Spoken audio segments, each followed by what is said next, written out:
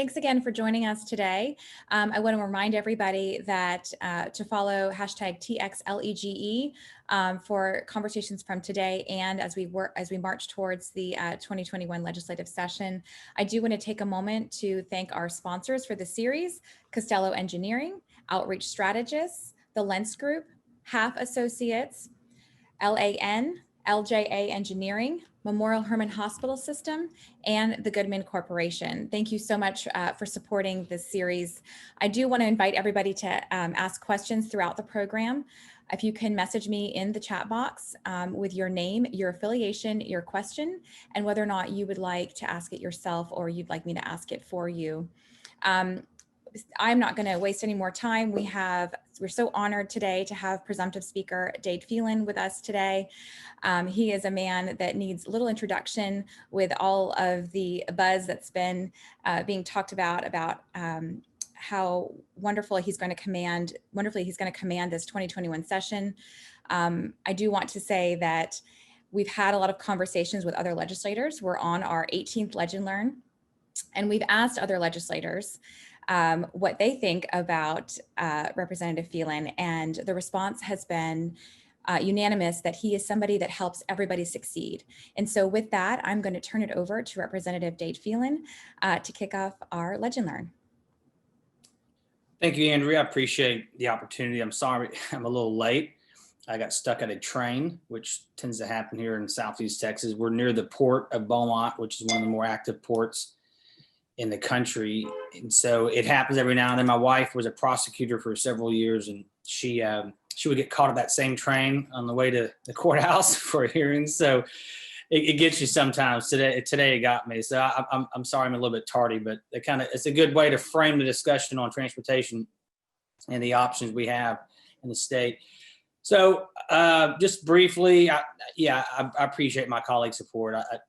The election's obviously on January 12th, but I feel good right now as more and more people call me presumptive speaker, presumptive, or whatever you call this position we're in right now in limbo. I traveled the state the last 3 weeks, meeting with my colleagues in their districts as best I could. And it's really overwhelming to see and I've always known this, and I did this a little bit with Prop 8 on the flood infrastructure stuff. Kind of traveling the state and getting ideas as to, how that constitutional amendment would impact their districts. And the point is that what works in El Paso doesn't necessarily work in Southeast Texas. What works in Brownsville doesn't necessarily work in Dalhart, Texas. So it's a very diverse state. We all have the same goals. How we get there is obviously vastly different. In transportation is no different. Healthcare, education, you name it. It's a great, diverse state. I'm looking forward to the new role I will play in the Texas House. We're going to have a very difficult session. You all know that. The budget is going to be a very trying ordeal. We're going to have a deficit in this current biennium. We're going to have much less resources than we need for the next budget that we'll be voting on in the 87th. I say this all the time. Some of y'all probably get sick of hearing it, but despite the fact that our revenues are down at the state, well, the economy leads back up. The economy is fine. In tech, things are going well in Texas. And it's still the best state in the country to do business. And there are, as you can see, the headlines on almost a daily basis. We're constantly having new corporations relocate to Texas because we are kind of the land of prosperity when it comes to these United States. But it's just going to take a time for that realization in our state budget. Our sales tax revenues are down. In January, we're going to see property tax valuations decrease. I'm assuming those in the oil and gas industry, which transportation relies heavily on with the severance tax, I'm assuming they're going to go to the courthouses or to the appraisal districts and fight their appraisals because realization is their properties are worth less now than they were a year ago, pre-COVID. Same, I'm in commercial real estate. The same with commercial real estate valuations throughout Texas, especially in our urban areas where the office market is extremely soft, and even soft good retailers throughout Texas have had a huge impact from the lack of foot traffic. So, that's another hole at the local budget that also impacts the state budget. So, we're going to have a difficult budget cycle. And also, 1,000 people move here every day. That has not changed. They're moving. We got 1,000 people in this state, plus or minus, every single day. And they're not bringing asphalt, and they're not bringing public education infrastructure or higher education infrastructure. They're not bringing, DPS officers and prison guards. That is just the core function of the state government, and it's expensive, and it gets more expensive every single day. So the Appropriations Committee and the Senate Finance Committee have their work cut out for them. There's no doubt about that. We also have redistricting. On top of that, it's every 10-year cycle we redraw the lines in the Texas House, Texas Senate, State Board of Education, and U.S. Congress. And due to that rapid growth, we're adding 3 new congressmen minimum, I would think, 3 new congressional districts to the state of Texas. So we'll be up to almost 39 congressmen. So and our state senators will now represent about 1 million people each, roughly more than our congressmen will represent. So very, very big districts, very big responsibility in the Texas Senate. That's a very contentious issue. I've never done it as a member of the House. I did do it as a Senate staffer back in the mid 2000s when they did a mid-decade redistricting, and it's extremely contentious. And as soon as those numbers come out, whether it's April, which is by statute, we're supposed to get them in April, or if it's delayed to the summer, which we don't know what the Biden administration is going to do. If it's delayed to the summer, obviously we'll be in session all summer, trying to hash out a bill and a compromise. But we have till September 1st to do that, and then it goes over to a 5-person panel that will draw the lines. On top of all that, we have the first global pandemic that the legislature would have met during in 102 years. So it's really setting itself up for a fun little session. And so I try to just manage expectations of anyone who has, large scale statewide bills or huge ask of our Treasury to really consider all the circumstances and how we may operate, and kind of the tedious nature of the legislature to begin with, and how bills are kind of set up to die anyway. About less than 20% bills pass anyway, and vast majority of those are local and consent bills that don't impact the state as a whole. It just impacts certain communities, and they're literally local bills or consent bills, meaning they're not controversial. We voted 2,200 times last session on the House floor. I just don't see that type of robust activity on the House floor. You get to a point where the House calendar is 30 pages long and you never finish it. That may not occur either. It may be just much more abbreviated calendars. And ask members of the public or advocates like yourself, or members in particular, to really laser focus on your priorities, both at a local level and maybe, if you have larger bills that impact the state. The time was yesterday to start working on those. The best legislation I've had in my 5 years in the Capitol, going on 6, is when I take folks like yourself who are for or against a bill, and I put them in a conference room in the extension of the Capitol, and I lock the door and say, I'll be back in 2 hours, figure it out. And whoever doesn't cooperate is going to get run over. So the opportunity for that one-on-one may be very diminished in the 87th. So please consider working on that now if you hadn't already. Transportation, I know Prop 1 and Prop 7 is going to be, something that you're all very keenly aware of, and how those who write the budget sometimes look to those as a solution to the problem. And, I would just remind those who are drafting the budget that, again, what we do now is what impacts 10 years from now. And as we continue to grow as a state, we just have to be mindful of the infrastructure improvements, today, or even education or healthcare. It all impacts the rapid growth we're going to have in 10 years. We can't fall behind. So I would hope they would keep that at the forefront of their mind. But, that's kind of my intro. My 10,000 foot level. There was a memo quickly yesterday about opening day and how it may look at the Capitol. And that kind of, I think, is a good framework for maybe the public to think about how the rest of the session might look. And it's going to vary from week to week as we get more and more vaccines and more testing opportunities. But it is going to look different in January obviously, and hopefully February it'll look different than January did. In March, we'll see such improvement that it may even look normal. But it's going to start out. It's going to start out a little bit tight and a little more cautious. Right. But that I'll happy to listen to y'all and take questions. Okay, well, thank you so much for that overview. I am going to tip it to our chairman, Mustafa Tamiz, to kind of open up the Q&A. Morning, Chair. Good morning. I was going to just say speaker. I think we should just drop all the presumptive at this point. We should go right to it. That's fine with me. Before I congratulate you, I also want to congratulate our executive director who happened to get married over the weekend. So we've had a busy, exciting past few days. Speaker, you mentioned, and I think everybody has, that this is going to be a difficult session, and there's few important things that have to get done, and then everything else is likely not to happen. We want to just encourage you to think about something. In this biennial budget, the projections are going to say that this coming year is a soft year, but potentially 2022 is going to be a much better year financially. And part of that success is transportation. For every dollar that's spent in transportation, you get anywhere between $3 to $6 in economic activity. So as the budget starts to get put together, there will be some people that say, in order to balance this, let's push these projects off into the 1 year off. Without cutting things, it's just easier to push it off to the following year.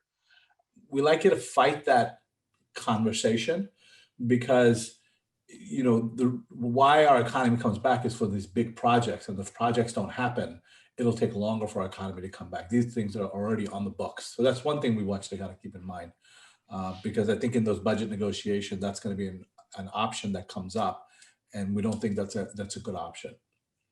The question I have for you is, as you go into this session, how are you, organizing the caucus? I mean, what is, like, as you start doing the committee chairs, what are you looking for in the first, I would say 2 weeks or so of your plan of action? Well, let me first say that every session is difficult. They all have their challenges. This one just happens to have an enormous budget deficit, or a large budget deficit, and I don't want to speak for the comptroller. We'll find out in January as to what the outlook is for the projected revenues for the next 2 years, but I expect it to be disappointing. So, and then again, you got redistricting, which we only do every 10 years, and then you have COVID. So yeah, it is a uniquely more, I guess, challenging 140 days, if it's not 200 something days. So I don't want to say that any session is easy. The first 2 weeks is really more of an organizational process where you meet with members and discuss their goals, what they want to work on, what's impacting their community, what committees they want to serve on, what bills they want to move. And you work through that. And it's very, very difficult decisions to go through that matrix, right? And you have to balance committees.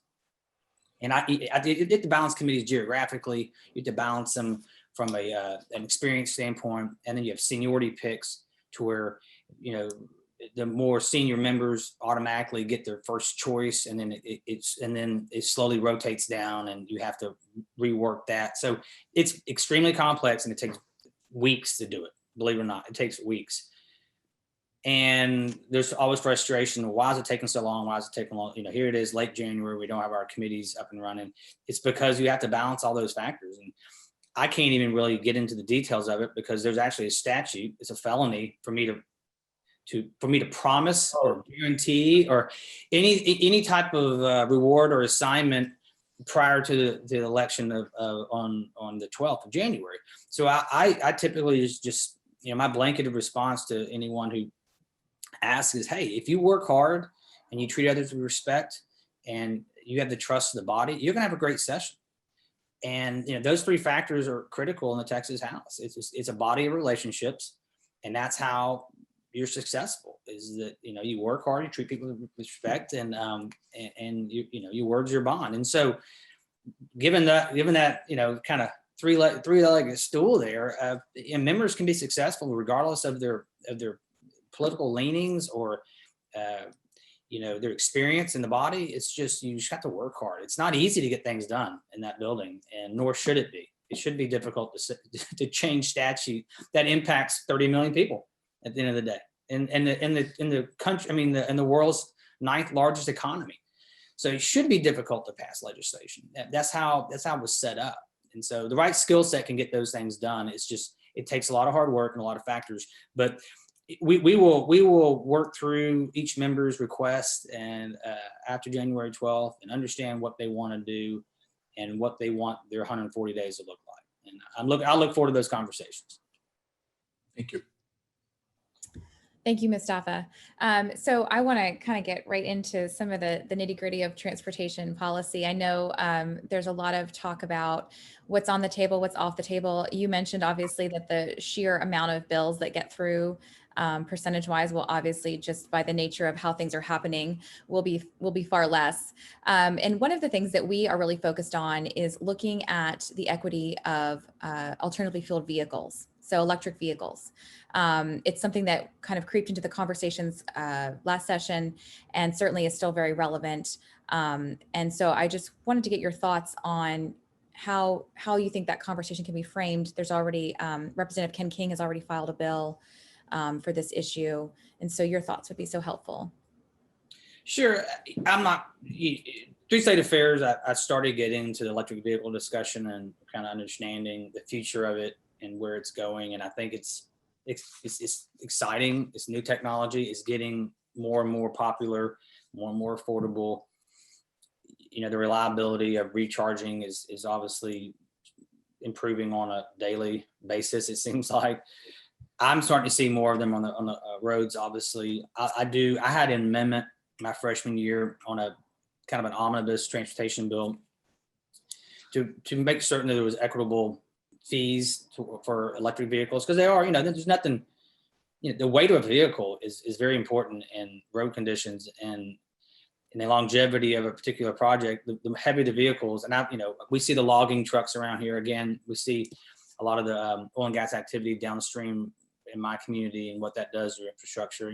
I was on a Zoom the other day with folks in the Permian Basin and what the oil and gas industry and the heavy truckloads are doing to their infrastructure. So yeah, it needs to be equitable. It needs to be fair. I've not seen Representative King's bill, so you'll have to tell me what it does, but I know there's been plenty of discussions about how we're going to balance that out. And I'm not sure that the electric vehicle industry disagrees. I think they want for them to be big players in the future of transportation. They understand that they need to pay their fair share. So we all have the same opportunities on the roads, and it's not just the oil and gas taxes that are funding. There needs to be something. What it looks like and what that amount is, I don't know. Right. And I think you mentioned the devil's in the details, right? And so Representative King fully admitted, right, that his version is likely to change throughout the process, because I think his is a $200 annual fee assessed kind of as a vehicle registration, right? Kind of an annual. So that's the 30,000 foot summary of it. But you also mentioned trucks, right? And I know that one of the things when we had our conversation with Chairman Canales and talking about equity, he felt very strongly that while the conversation should definitely be discussed about alternatively fueled vehicles, that there's quite a conversation to have with trucks as well, and their weight and their wear and tear as we kind of stack up against other states and how we assess those fees. And so I know that's a touchy, that can be touchy because that's a huge industry, right, in Texas. So, but I think it is an equity conversation, and it is an investment in our infrastructure that's being utilized by these vehicles daily. So thank you for your thoughts. And I didn't know if you had any additional comments on kind of the trucking piece of it. No, they're vital to our economy. We saw through the shutdown how important the trucking industry was to all of us, especially the core services. We were, the grocery stores and the food and all the supply chain that they were working around the clock. They were essential workers. So I respect that industry and understand that they're up against a lot of challenges. And right. I don't know what the Appropriations and Finance Committee have been looking at over the last year and a half as it comes to fees. I honestly don't, and I just don't know what that would generate. And what the impact that would be on the industry. But again, I think everyone agrees that what's equitable and what's fair for the future of Texas, especially when it comes to infrastructure. I mean, the trucking industry, I would assume, like everyone on this call, wants the best infrastructure they can have because that's their livelihood. So Right. those discussions I'm sure are happening as we speak, and they're running the numbers. I can tell you that my amendment several years ago was more than that. I think it was something like $300 something for Right. electric vehicles, and it was based on the fact that's kind of what the average car pays Right.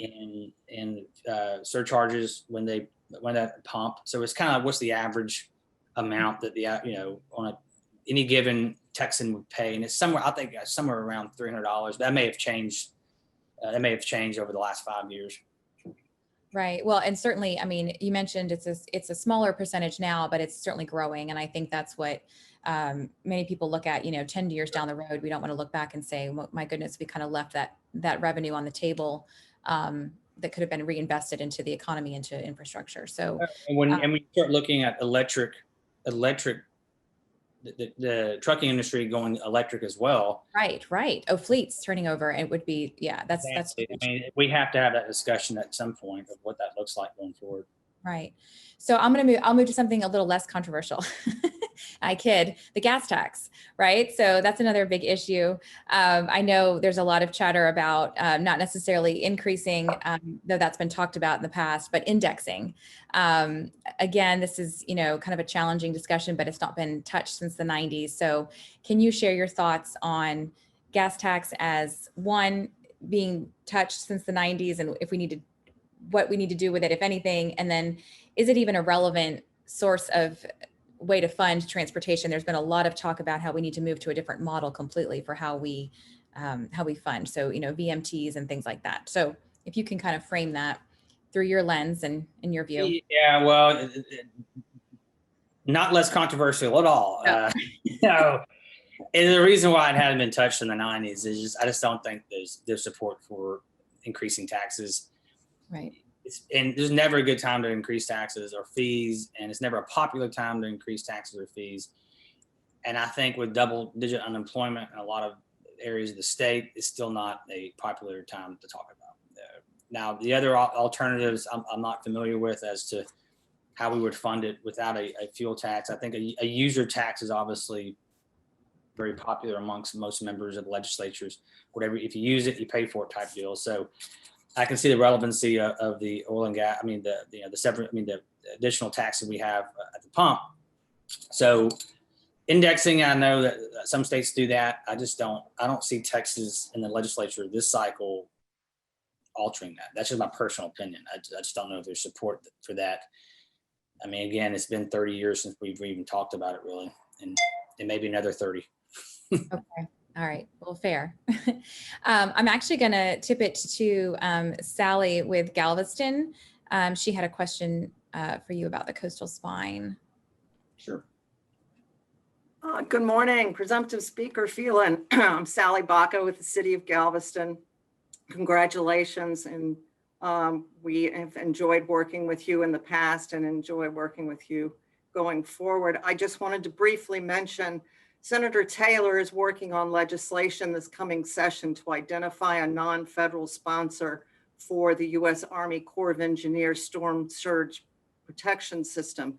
I know that you've worked with Senator Taylor and the Joint Committee looking at this project in the past. And the Chief's report is coming out in May, which makes this legislative session especially critical for identifying a non-federal sponsor, because Congress will be taking up a Water Resources Development Act in 2022, which will be the vehicle for us to get this project authorized. So I wanted to just bring this up to you today because I know the difficulties you face going forward in this session, but this is going to be a very important piece of legislation, and we're hoping that it can be on your radar and you can be working with Representative Dennis Paul and helping us work with Senator Taylor to get this advanced. and move this project forward. So I just wanted to thank you for your support and your hard work, and wish you the very, very best in this next coming session. I appreciate that, Sally. I've supported the project in the past, and we were able to put $200 million down last session to try to, as a placeholder, to make certain the project didn't go away. But the issue is just the sheer volume of the project and the money that's going to take. I mean, the money is that's the end of the day. In Orange County, their share alone is somewhere between 800 million and $1 billion. So how does Orange County come up with 800 million to $1 billion? It's difficult. I mean, they just don't have the money. So, and who pays for it ultimately? I don't know. I want the project to succeed. I want to be supportive as I can, but there's a reality of what my constituents can pay. And by the way, for those who don't know, I represent all of Orange County. So when they get 800 to $1 billion, price tag for their portion of the project, I have some concern about how that's going to work, and they do as well, and rightfully so. I have talked to Representative Paul about this. We talked earlier. It may have been this week or last week. I forget what week it is or what day it is this time of year. But we had a good conversation about the legislation that he and Chairman Taylor were going to put forth this cycle. So I will certainly work with him, and hopefully it will be a great success, and we can find additional dollars to pull down federally maybe to make this project a reality. I know everyone's been working on it for years, and we're still working on the deepening project of the Port of Beaumont. That started when I was in high school, and the first round of funding just occurred. So that's 25 or plus years in the making, 24 years in the making, right? So I know these projects are long, but they're also game changers, and sometimes it takes that long for them to become a reality. But I appreciate you bringing it up, though. Thank you. Thank you so much. I appreciate your support. Thank you, Sally. So we're going to talk a little bit about kind of multimodal and that conversation. I do have a question. I'm going to just read it directly. Her name is Molly Cook. She's an ER nurse and public health nurse in Houston. She says, even as we talk about electric vehicles, there's still a conversation about single occupancy vehicles, right? The speaker, or presumptive speaker, mentioned the importance of economic bounce back and the diversity of policy needed throughout the different regions of our state. Would he support policy that expands multimodal transportation, especially in our urban centers, knowing that this type of transportation and walkability is crucial for workers who don't own cars or can't afford them, and crucial for local entrepreneurs and small businesses just to thrive? So I know that's a lot in that question, but I think it kind of goes back to your remark about how, understanding that rural needs are quite different from urban, and looking at these things and how we look at funding transportation in general statewide and some of the formulas. So if you wanted to give your thoughts on that, please. We have to be flexible. I get that. I honestly don't know if anything you just talked about. It's not something that I have in my world here in Southeast Texas. I just trying to get around a train this morning. It took me 15 minutes to get around a train. So this is not something I'm familiar with. It's something obviously that those in the more urban areas need to, bring to the House floor, or bring to committee, or bring the appropriations, wherever the right vehicle for this policy might be, whether it's a funding or a statute change. That's up to them to take care of it. It's not really, the best part about being speaker is you don't file bills and you don't vote on bills. And so respectfully, it's not something I would support or not support, because it's not my job to do that. It's the members' job who represent areas that have these challenges to get out on the House floor and get it done. And so without getting specific, there aren't a lot of bills that I'm going to be out there. I mean, other than the two constitutional requirements, which is the budget and redistricting, you're not going to see the Speaker's office whipping votes one way or the other. We have to do those things. The Constitution requires us to do it. But the single mode transportation, that's going to be an urban member who has those challenges. They have to get out there and do it and convince 75 of their colleagues that this is a good idea. Right. Well, and I think the challenge currently is, right, there's dedicated funding for majority, highway, roads, bridges, right, from the state. And so the transit component is much more of a locally driven funding operation, so to speak. So there's always going to be that hunger for some type of dedicated funding for alternatively, or, for alternative modes. And, the comment that I make about transit is that while it is very much an urban issue, it's very much a rural issue for a lot of seniors that need to have access to doctor's appointments, things like that as well. So I know that, Waller County, some of those areas, we've talked with Judge Duhan there, that's a real issue as well. And so I hear you kind of where it needs to start locally, right? The needs and the asks need to start locally and kind of make it to the top. So, well, on that note, and I'm glad you brought up the rural healthcare training. I passed the bill last session and worked really hard on it, and it had to do with allowing rideshare companies to access Medicaid transportation dollars. And we spend about $400 million at biennium on Medicaid transportation.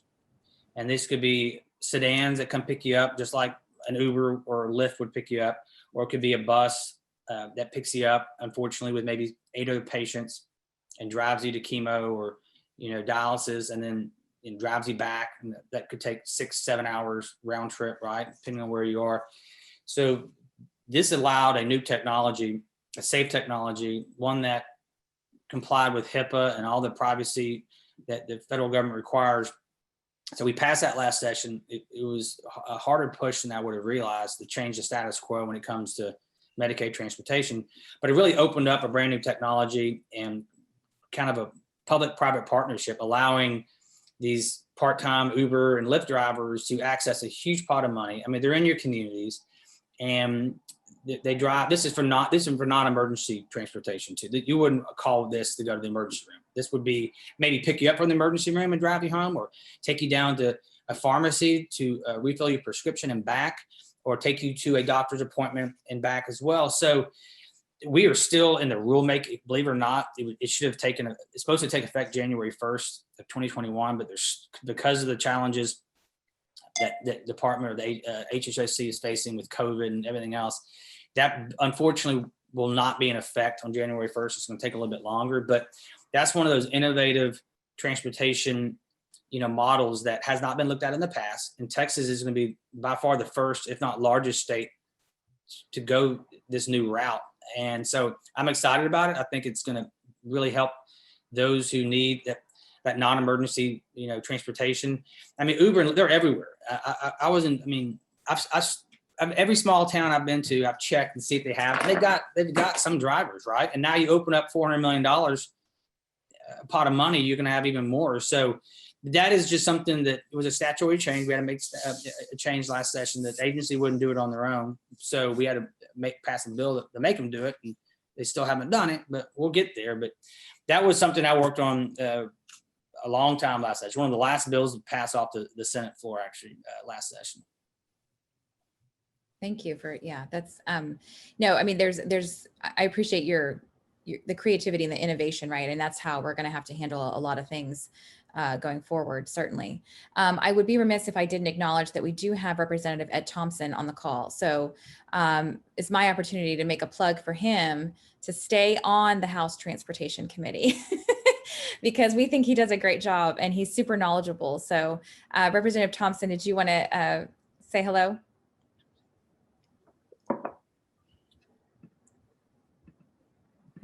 Oh, he's busy. He's already busy. Like he's taking notes and he's already busy. Yeah, I am. I'm trying to learn. I'm not trying to ledge. I'm trying to learn. That's the reason I got on the call this morning. I'm very excited about Speaker or Presumptive Speaker Phelan. I've worked with him, and he is just going to be a great speaker for the House. I've watched him afar.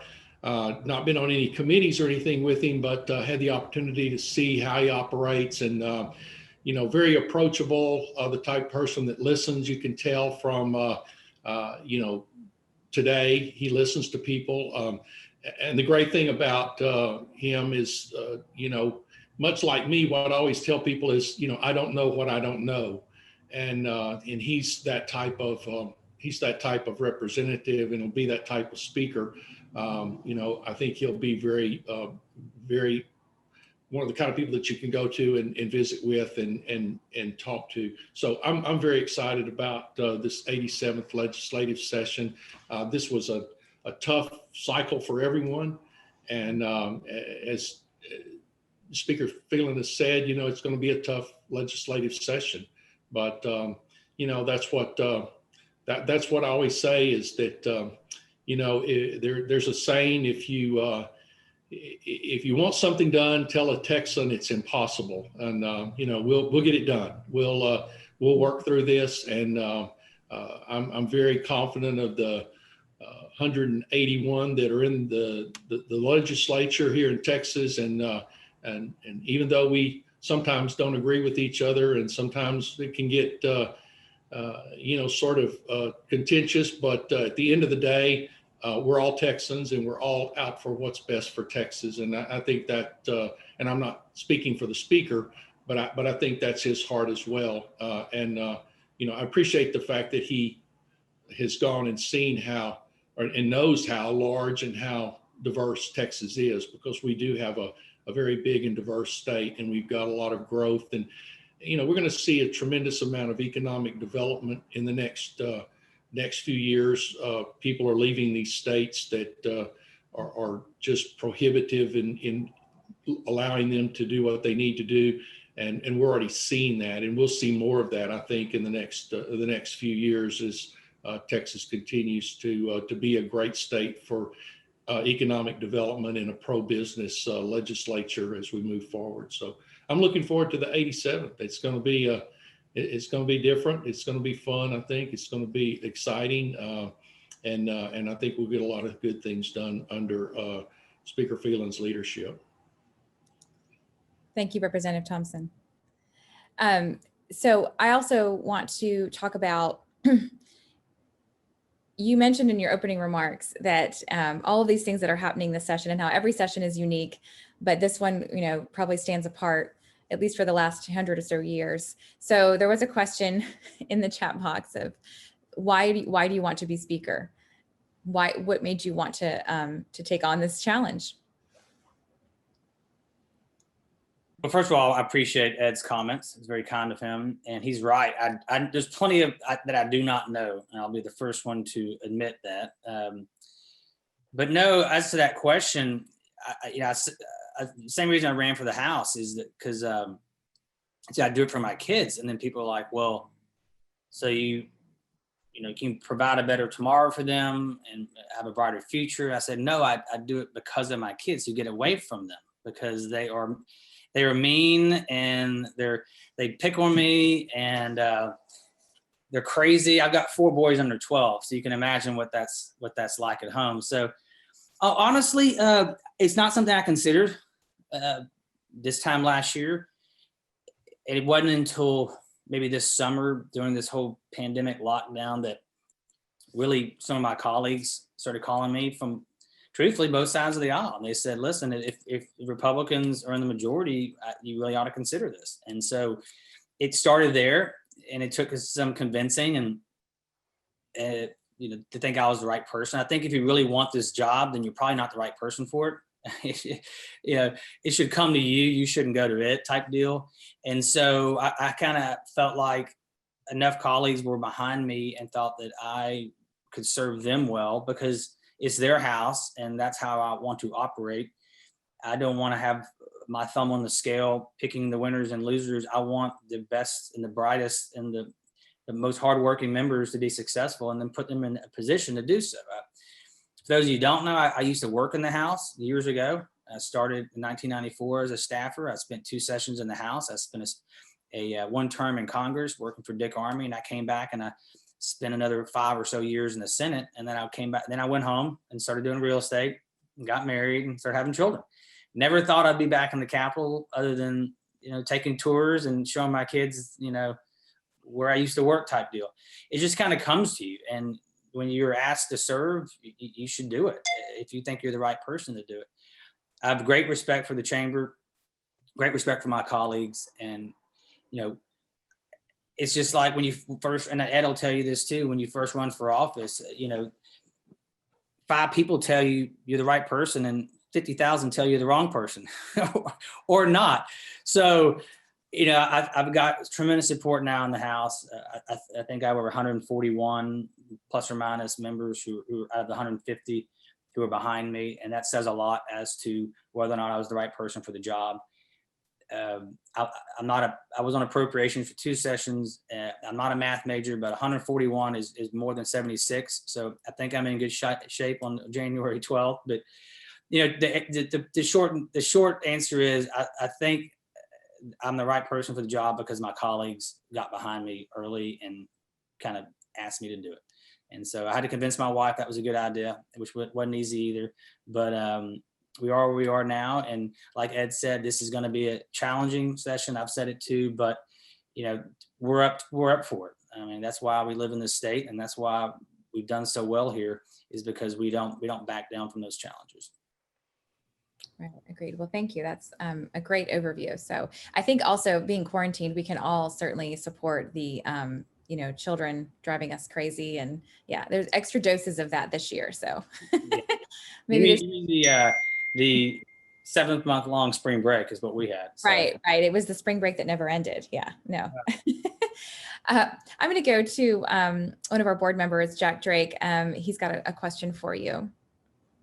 Good afternoon. It is good morning, future speaker.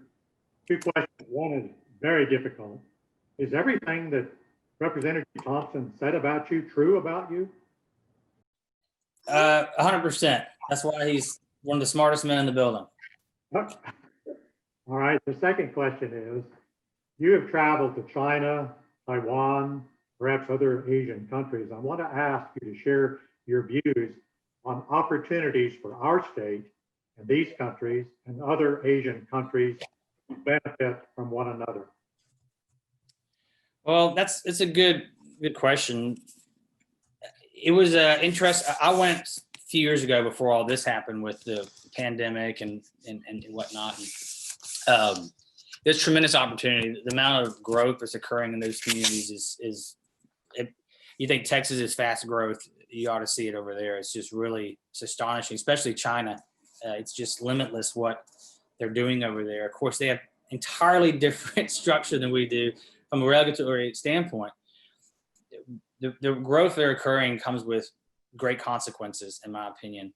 And I'll just say from an environmental standpoint alone, it was pretty shocking how they take for granted their environment, their air quality, their water quality. So I don't know how they do it. I don't know how that survives and that keeps going. I don't know how those in that country can really support that growth. To me, it's just there's a reason why I have 1 LNG export facility in this area, probably 2 more coming online in several years, and it's all going to China for a reason. I mean, they are desperate for cleaner fuel, and you can see it. You feel it in your eyeballs when you're over there. It's suffocating. So I think, I'd like to see a lot of those jobs come back here, quite frankly. I'd like to see all those manufacturing opportunities come to Texas. We saw during this pandemic what happens when you don't have all the equipment we need, whether it's respirators or it's PPEs, pharmaceuticals. They're all being made in Asia, and we're subject to that when there's a global pandemic. And at Thompson and I, we have to at least think in our minds that this is going to happen again at some point. It's happened once. It can certainly happen 2 years from now or 4. I hope it doesn't, but we have to prepare like it does. I would like to see the legislature possibly, again, it's their prerogative, and I'd want to support this as well, some type of incentive to bring some of the manufacturing back here to Texas, and to where we can produce some of the pharmaceuticals here. So we can produce PPEs here. We can produce some of the healthcare infrastructure that we need here in Texas. There's no reason why we should not. We have corporate relocations on an almost daily basis to the state of Texas. And they're mostly coming from other states. I'd like to see them come from other countries. So I think we want to partner with them, but there's also to me, kind of like we want to be energy independent, but we kind of need to be healthcare independent as well. I think we learned that lesson this past cycle when it comes to that industry and how dependent we are on Asia. Thank you. Thank you. And I want to kind of close with a question. We talked about transportation. We talked about some other issues that are close to that industry. And I know that you are in your position for this session, not, filing bills yourself, so to speak, but other issues that you are passionate about that you feel deserve a conversation this session, aside from kind of the budget items and redistricting. Sure. Well, obviously our infrastructure in general, whether it be transportation or in my world, flood mitigation is a big deal. We did a lot of work on that last cycle post Harvey, but right after that I had Imelda, which was another just torrential storm that impacted my district. So that is vital to the future of Texas and the growth of our state. If you continually flood in areas like Southeast Texas where we produce all the jet fuel for the military, 12.5% of the gasoline, a quarter of the diesel for the entire Northeast. I can keep going at what we do down here in our petrochemical and refining industry. Same goes with the Harris County area. They cannot continue to flood like they have in the past. It's terrible for our economy, and it's terrible for our mental health. There's nothing worse than seeing everything you work for in your entire life piled up in the front of your home, rotting in the Southeast Texas heat. So, infrastructure improvements, obviously, criminal justice reform. I think there's an element to our economic development where we give individuals a second chance who should be employable. They may have done something stupid 20, 30 years ago, but maybe we need to look at how we punish those individuals and give them a second chance to be part of our economy, give them a career instead of an hourly job. I think that they would thrive. There's a rule of 7 where if you haven't committed an offense 7 years after, you're no more likely than anyone on this phone call to do something bad today. And that is a proven statistic. Also, I had a plant explode in my backyard. The TPC plant exploded 1 year ago. It was the morning of Thanksgiving. And I'd like to see us take a long, hard look at industrial safety, workforce safety, how the TCEQ looks at some of these facilities. It's happening more and more often throughout Texas, these industrial accidents, whether it's Deer Park, whether it's areas outside Houston, where it's my community. I think one in Liberty County, there was one the other day in the Mont Belvieu area. And the reason is they are producing at 99.9% capacity. They're doing very well. It's a great economy to be producing. When oil and gas is low, that's when a lot of these plants can actually produce the most, because that's their feedstocks. But in the TPC example, that plant at its core was 100 years old. It was a former World War II rubber factory that was turned over to the private industry. And I just don't think it was properly maintained. And there's not a lot the state of Texas can do about that. It's really more of a federal issue. But I would like to see us monitor it a little bit closer and have a little more teeth in the laws when it comes to bad actors, to where we can reward those who are doing everything they possibly can to keep this Texas miracle going in a safe manner, and then look after those in heavy industry that are not. And we know there's good actors and bad actors in every industry. We just have to treat them as such. And so I've had really good discussions with the governor's office and TCQ about how we're going to handle that issue going forward. If I were filing bills, I'd have several bills on that as well. It's something that deeply impacted my community, and I'm surrounded by some of the biggest players you can imagine. Fortune 15 companies in my district, or Fortune 25 companies, and I want them to prosper. That's how we put food on our table down here, but it needs to be done in a safe, respected manner. Oh, thank you for that. Yeah, absolutely. And I think, again, it kind of goes back to this, a lot of the things that it all starts locally, right? We have to, what we're passionate about is in our communities, and we have to really fight for that. And so I see that that's really been your mantra, and you're going to continue to empower others to follow that as you take the helm. So I want to thank you so much for your time this morning. We know you are busy, and we appreciate it. And thank you for letting us get to know you a little bit better. So on January 12th, when it's official, we can all cheer you on and and be really excited for a session and someone that's going to take leadership at a time when we really need great leadership. It's going to be a critical session.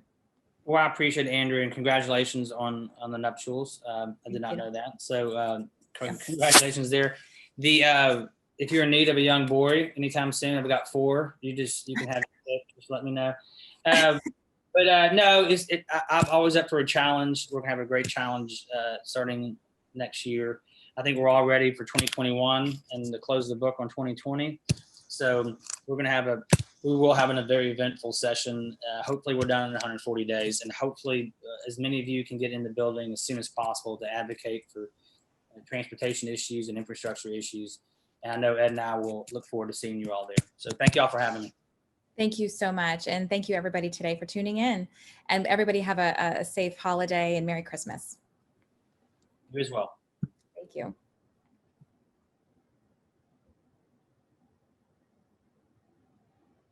For all that you're doing, and thank you for thinking about those families who need. I hope to see y'all soon. I appreciate your work, your advocacy, not just during the session, but post-session. You're innovators, visionaries, and I really appreciate that. Appreciate the friendships that I've had with the transportation community. Thank y'all for putting these on. It's just a really great idea, and thank you to everyone that's watching. Definitely thank you to TAG for keeping us connected, continuing to keep us connected even in these unprecedented times. We're all in this together. We will come out of this together. We will definitely be stronger together.